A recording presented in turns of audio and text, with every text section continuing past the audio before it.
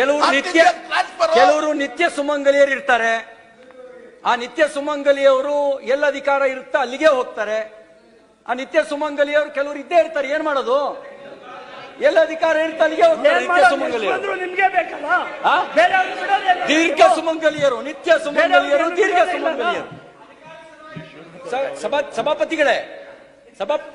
ಸಭಾಪತಿಗಳೇ ನಾನು ಕೋಟ್ ಮಾಡಬೇಕು ಸರ್. ಇಲ್ಲಿ ಯಾಕೆ ನಿತ್ಯ ಸುಮಂಗಲಿಯರನ್ನೇ ಕೋಟ್ ಮಾಡಬೇಕು?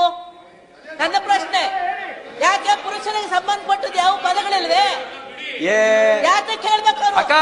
ಮಹಿಳೆಯರನ್ನು ಕುರಿತಾದ ನಿತ್ಯ ಸುಮಂಗಲಿ ಪದವನ್ನು ಯಾಕೆ ಪುರುಷರಿಗೆ ಸಂಬಂಧ ಯಾಕೆ ಬರೀ ಮಹಿಳೆಯರು ಏನ್ ಮಾಡ್ತೀರಕ್ಕ? ಹಳೆ ಮಾತು ಇವತ್ತಿಂದಲ್ಲ, ಸಾವಿರಾರು ವರ್ಷದಿಂದ ಬಳಕೆಯಲ್ಲಿ ಈ ಕಾಲಕ್ಕೆ ಬೇಕಾಗಿಲ್ಲ. ಮಹಿಳೆಯರು ಎಚ್ಚರಾಗಿದ್ದಾರೆ, ಜಾಗೃತರಾಗಿದ್ದಾರೆ. ಆ ಪದಗಳನ್ನು ನೀವು ಬಳಸ್ಬೇಡಿ. ಗೌರವಾನ್ವಿತ ಸದಸ್ಯರು ನೀವು. ಅರೇ ಅನ್ಪಾರ್ಲಿಮೆಂಟ್ ಅದು. ಅನ್ಪಾರ್ಲಿಮೆಂಟ್ ಅಲ್ಲ, ಅದು ಗೌರವದ ಪದ.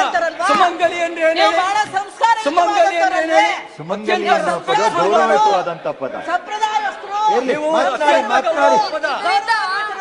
ಮನಸ್ಥಿತಿ ಏನು, ಮಹಿಳೆಯರ ಬಗ್ಗೆ ತಮಗಿರುವಂತ ಮನಸ್ಥಿತಿ ಏನು ಅನ್ನೋದು ಗೊತ್ತಾಗುತ್ತೆ. ಇನ್ನು ಮನಸ್ಥಿತಿಯನ್ನ ಬಿಟ್ಟಿಲ್ಲ. ಮಹಿಳೆ ಬಗ್ಗೆ ಕೀಳಾಗಿ ಮಾತನಾಡ್ತಾ ಇದ್ದೀರಲ್ಲ, ಇನ್ನು ಮನಸ್ಥಿತಿಯನ್ನ ಬಿಟ್ಟಿಲ್ಲ ನೀವು.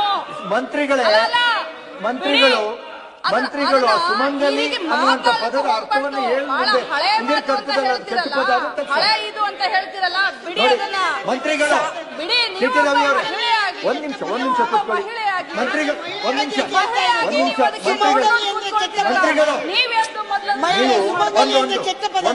ನೀವೀಗ ಮಾತನಾಡ್ತಿದ್ದೀರಿ, ಮಾತನಾಡಿ. ಒಬ್ಬರಿಗೆ ಅವಕಾಶ ಕೊಟ್ಟ ಮೇಲೆ ನೀವು ಅದಕ್ಕೆ ಉತ್ತರ ಕೊಡಿ. ಯಾಕೆಂದ್ರೆ ಇದು ಸ್ವಲ್ಪ ಗಂಭೀರವಾದಂತಹ ಒಂದು ಪದ ಬಳಕೆಯನ್ನು ಹೇಳಿ ಕೇಳ್ತಾ ಇದೆಯಾ? ಪುಟ್ಟಣ ಕೂತ್ಕೊಳ್ಳಿ. ನೀವು ದೀರ್ಘ ಸುಮಂಗಲಿಯವರು, ಸುಮಂಗಲಿಯವರು ಅನ್ನೋಂಥ ಪದದ ಅರ್ಥಗಳೇನು ಅಂತ, ಅದೇನಾದ್ರೂ ಕೆಟ್ಟ ಪದ ಆದ್ರೆ ಕರ್ತದಿಂದ ದೀರ್ಘ ಸುಮಂಗಲಿ ಅಂತ ಹೇಳಲಿಲ್ಲ ಅವರು. ದೀರ್ಘ ಸುಮಂಗಲಿ ಅಂತ ಹೇಳಲಿಲ್ಲ, ಮತ್ತೆ ನಿತ್ಯ ಸುಮಂಗಲಿಯರು, ದೀರ್ಘ ಸುಮಂಗಲಿಯರು ಅನ್ನೋದು ಗೌರವಯುತವಾದಂತ ಪದ. ಅದೊಂದು ಗೌರವಯುತವಾದಂತ ಪದ. ಅದಕ್ಕೆ ಅಬ್ಜೆಕ್ಷನ್ ಮಾಡ್ತೀನಿ, ಏನು ಮಾಡಕ್ಕಾಗಲ್ಲ.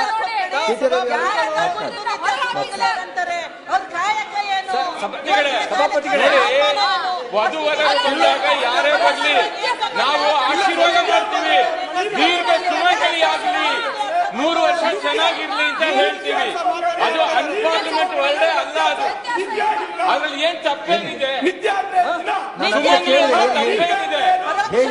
ಅದೇನಾದ್ರೂ ಕೆಟ್ಟ ಪದ ಆದ್ರೆ ಕರ್ತವ್ಯ. ಭಾರತೀಯ ಸಂಸ್ಕೃತಿಯಲ್ಲಿ ಇರತಕ್ಕಂಥ ಪದ ಅದು. ಸಂಸ್ಕಾರ ಇರತಕ್ಕಂಥವ್ರು ಮಾತಾಡೋದು ತಪ್ಪೇನಿದೆ ಅದರಲ್ಲಿ? ದೀರ್ಘ ಸುಮಂಗಲಿ ಅವ್ರು ದೀರ್ಘ ಸುಮಂಗಲಿ ಅಂತ ಹೇಳಿದ್ದಾರೆ.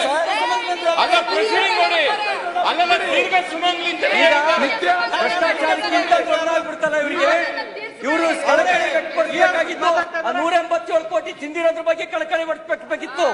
ಈ ಸುಮಂಗಲಿ ಶಬ್ದ ಮಾಡಿರಲ್ಲಪ್ಪ, ಆ ಸುಮಂಗಲಿ ಏನೋ ಶಬ್ದ ಹಿಡ್ಕೊಳ್ಳೋದ್ರ ಬದಲಿಗೆ ಭ್ರಷ್ಟಾಚಾರ ಹಿಡ್ಕೋಬೇಕಿತ್ತು. ದಯವಿಟ್ಟು ನೋಡಿ, ಒಂದ್ ಸ್ವಲ್ಪ ಕೂತ್ಕೊಳ್ಳಿ ಸರ್. ನೀವು ನೋಡಿ, ಆ ನಿತ್ಯ ಸುಮಂಗಲಿ ಅಂತ ಇದೆಯಲ್ಲ, ಅದನ್ನ ಕಡತದಿಂದ ತೆಗೀರಿ. ದೀರ್ಘ ಸುಮಂಗಲಿ ಅನ್ನೋದು ಇರ್ಲಿ, ನಿತ್ಯ ಸುಮಂಗಲಿ ಅಂತ ಏನಿದೆ ಅದನ್ನು ಕಡತದಿಂದ ತೆಗೀರಿ. ನೀವು ಮಾತನಾಡಿ ಹೇಳಿ. ಸಭಾಪತಿಗಳೇ, ಭಾವನೆಗಳಲ್ಲಿ ವ್ಯತ್ಯಾಸ ಆಗಕ್ಕೆ ಸಾಧ್ಯನೇ ಇಲ್ಲ. ನೋಡಿ, ಈ ಸರ್ಕಾರ ಏನಾರು ದಾಖಲೆ, ಎಲ್ಲದರಲ್ಲೂ ದಾಖಲೆ ಮಾಡಬೇಕು ಅಂತ ಹೊರಟಿದ್ಯಾ? ಭ್ರಷ್ಟಾಚಾರದಲ್ಲೂ ಕೂಡ ಇತಿಹಾಸ ನಿರ್ಮಾಣ ಮಾಡಬೇಕು ಅನ್ನುವಂಥ ಚಿಂತನೆಯಲ್ಲಿ ಎಲ್ಲದರಲ್ಲೂ ಭ್ರಷ್ಟಾಚಾರ ಮಾಡಬೇಕು ಅಂತ ಹೊರಟಿದಾರ? ಆಮೇಲೆ ನಾವು ಹಿಂದಿನ ಸರ್ಕಾರದ ಮೇಲೆ ಪರ್ಸೆಂಟೇಜ್ ಆರೋಪ ಮಾಡಿದ್ವಿ. ನಾವು ಇಡೀ ನುಂಗ್ಬಿಡೋಣ. 100% ಲೂಟಿ, 100% ಲೂಟಿ, ಏನು ಬಿಡಬಾರ್ದು, ಕಡೆಗೆ ಸಾಕ್ಷಿಗಳನ್ನು ಬಿಡಬಾರದು. ಅಂದ್ರೆ ಮಹರ್ಷಿ ವಾಲ್ಮೀಕಿ ಹಗರಣದಲ್ಲಿ ನಡೆದಿರೋದು 100% ಲೂಟಿ. ಏನ್ ಸಂಬಂಧ? ಉತ್ತರ ಕೊಡಬೇಕಾಗ್ತದೆ. ಮಹರ್ಷಿ ವಾಲ್ಮೀಕಿ ಹಗರಣದಲ್ಲಿ ನಡೆದಿರೋದು ಏನ್ ಇದು ನೇರವಾಗಿ ಮತ್ತೆ ನಮ್ಮ ಪ್ರಧಾನಮಂತ್ರಿ ಮೋದಿ ಅವರು ತಂದಿದ್ದು. ಅಲ್ಲ, ಕೂತ್ಕೊಳ್ಳಿ. ಈಗ ಸದನವನ್ನ ನಾಳೆ ಈ ಪ್ರಶ್ನೋತ್ತರ ಅವಧಿ ಮುಗಿದ ನಂತರ ಈ ನನ್ನ ಚರ್ಚೆಗೆ ತೆಗೆದುಕೊಳ್ತೀವಿ. ಈಗ ಸದನವನ್ನ ನಾಳೆ ಬೆಳಿಗ್ಗೆ 10:30 ಗಂಟೆಗೆ ಮುಂದೂಡಲಾಗಿದೆ.